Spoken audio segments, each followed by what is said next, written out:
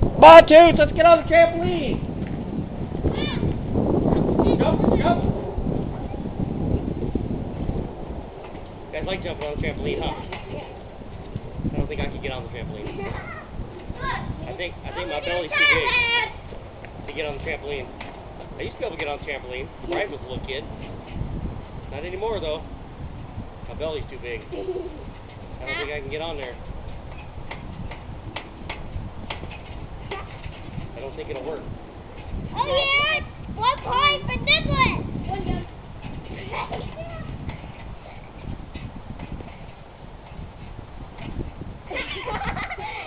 So I do a whole lot of watching, huh? Yeah. I don't get to jump. I get to watch because my belly's too big. Huh? You think if my belly was smaller, I'd be able to get on the trampoline? Yeah. You think so? Yeah. Yeah. I'd love to come jump with you, but I don't think it'll work. Whoa. Can we try it? Yeah.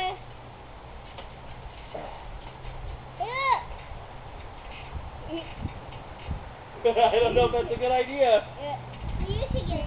I should get off, huh? Yeah. Alright. I'll get off. Don't know if that was a good idea or not, huh? Whoa. Get out. Woo. I think I'm a little over the weight limit. Yeah. I think my belly's too big to get on here. It's really skinny. If I was skinny, I could do it, huh? Yeah. How skinny were you when you were a teenager? So how was that? What'd you feel like when I got on the trampoline? Were you scared? Yeah, no. Did you think it was going to break when I got on? Yeah. I was too big. My belly's too fat to get on there, huh? Yeah. So if I was skinny, I'd be able to get on and play with you guys, huh? Yep. Yep, because you asked me once, you said, were you ever skinny, huh? Yep. And I said, yep, I used to be the size of your older brother. Yep. And now I'm a big fat man. Huh? Yep. Would you like me to be skinny? Yeah. So I could play with you guys and have the energy? Yeah. Yeah, me too. You should have seen her face when I got on the trampoline. She was scared to death and thought she was dead. So, anyway, talk to you soon. So it's Casey Day again, 39 years old, Beaver Creek, Oregon, 380 pounds. Time for a little serious sit down. You know, they always say everybody's got a story. We all got a sad story. I got a sad, sad story. You guys don't really want to hear about that. I'd love to have a cup of coffee, get a call back. I'll make you laugh. I'll make you cry. We'll leave being best friends, because that's what I am. People love me. They're like, man, we love you. You're such a great guy. Everybody loves you. You always put everybody else first. Never do anything for yourself. You're a selfless person. You'd give them the shirt off your back if you could. Granted, it's a little big, but yeah, I would. But it's my daughter, Nicole. She's 19. My oldest, the first. One that gets hit the hardest. But had a rough couple of years.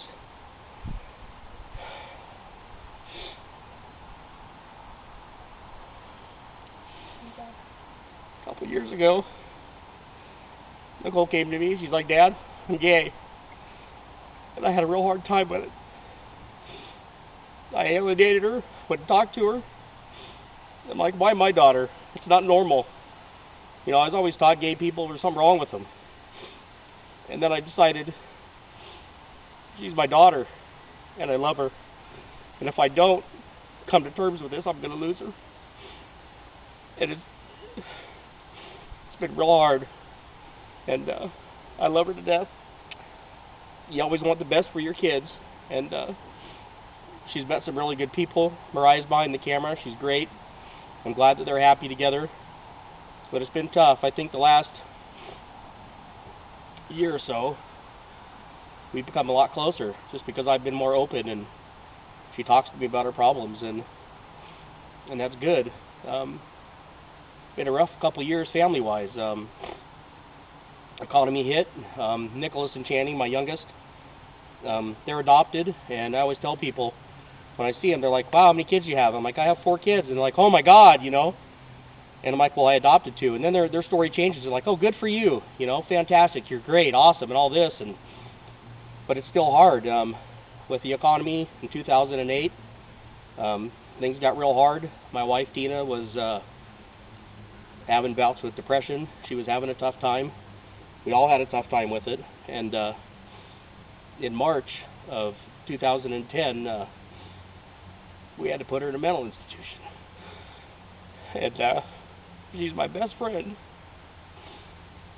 We've been together 25 years. We're high school sweethearts, and I couldn't stand to lose her, and I didn't know what to do. And it was the hardest thing I ever did, was to commit her to a hospital, but I didn't want to lose her.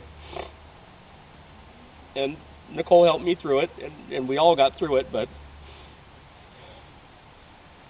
it's been a year since she got out, and we're all turning it around. But the problem is, I'm the dad, I'm the rock. You know, I can't show emotion, I can't waver, I can't fall, because I have to be the rock, I have to be the dad, and the husband, and everything else. And over those last 2 years, I've gained 100 pounds because I had nobody to talk to. My wife, I can't talk to her about it because she was mentally unstable. And Nicole didn't really like talking about it because she didn't like what was happening to her mom. And 100 pounds in 2 years, it's time for a change. I have to do something for me. I want to do something for me. I always do everything for everybody else and nothing for myself, and it's time, because if I don't, I'm going to die. And I don't want to be 50 years old and leave my family, because I am the worker, I am the provider. And they wouldn't have anything if I was gone. I've got to get this weight off. I don't want my little kids to grow up without a dad. I don't want to be on the sidelines. I taught these guys everything in sports. I'm like, there's no way you're going to be overweight like me. Her and her brother both. I said, you will play sports, but I don't want to do as I say. I want to do it by example. And we're foster parents. We've adopted 2 kids. A lot of these kids that come to us have food problems. Well, who am I to teach somebody about food problems when I have food problems myself? I mean, look at me. It's hard. It's really hard. I need to get the weight off. I want to be the Superman that I know I can be. I don't like who I am. I look in the mirror and I'm like, who is this guy? It's not me. Who's this guy? I'm the 180-pound athlete inside this body that wants to come out and show you who I am. And that's what I want. I want to be able to look in the mirror and say, I like myself.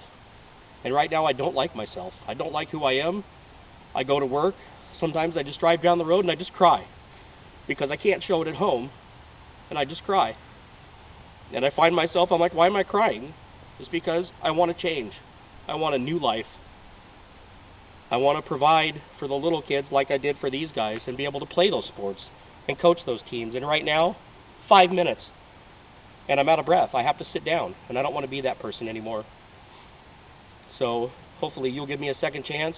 We can talk about this, and I'll tell you my sob story from day one. And trust me, we will cry together. We will laugh. We will be friends. And I'm going to be the best Biggest Loser you've ever seen on that show. And when I get that title of the Biggest Loser, I'm going to give back. I want to help people so they don't end up looking like me. And they know, well, why should we listen to you? And I can say, hear this, see this, look at this. I've done it. I've been there. You can make it. And that's what I want. So thanks for talking to me and with me. She's the oldest, so she's an adult, and I can talk to her about it. The little kids I can't break down. So call me, Casey Day, Beaver Creek, Oregon, 39 years old, 380 pounds, who wants to be 200 pounds. Thank you for your consideration. So I thought that I would show some pictures of what I looked like growing up, and to kind of take you through them, let you see what was going on. This is me, 9 years old. Used to play sports, played all sports growing up, baseball, basketball, softball, football, whatever was there, we played. Here I am, 9 years old again, baseball. One on the left is me and my brother playing soccer. Here I am, 10 years old, on my soccer team. You can see a little bit of a belly there, but I was teased for being overweight. Even back then, I was, 10, 15 pounds overweight, but was picked on or put in the slow positions because they said I was overweight. And here I am at 11, me and my brother and my stepdad. We used to run 10Ks, 5Ks to try to stay in shape, but I mean, look how skinny I was back then. Here I am again in baseball. My brother, my best friend, in the middle between us. And then 5th grade, still nice and skinny. Here I was in Florida, and you can see a little bit of a belly there, but again, started getting teased for being overweight. And you can see a big transition into 8th grade. Started putting some weight on there. Big transition in my life. My brother moved in with my dad, and I stayed with my mom. That was kind of a change. Started putting the weight on, and then not much else in pictures until we get into high school. Here I am with my brother on the right, my mom, my grandma, and I'm the one on the left. About 170 pounds. I was a sophomore in high school. Here's another one of my family, my brother, my mom, my stepdad, and me on the left there. I mean, look how skinny. Size 28 Gene, being teased for being overweight. And then here's high school graduation. Me and my mom and my grandma. Here's me with my wife Tina, which are still together after 25 years, and looked a lot different back then. 190 pounds, 200 pounds right there at 5'7". And then high school prom right here. Nice mullet, of course. And yeah, about 190 pounds there. And to the transgression of what you see today, which are in the stills at the end of the video. So I just wanted to give you a little bit of what was going on, and so you can see that I was skinny back in the day. So thanks for looking.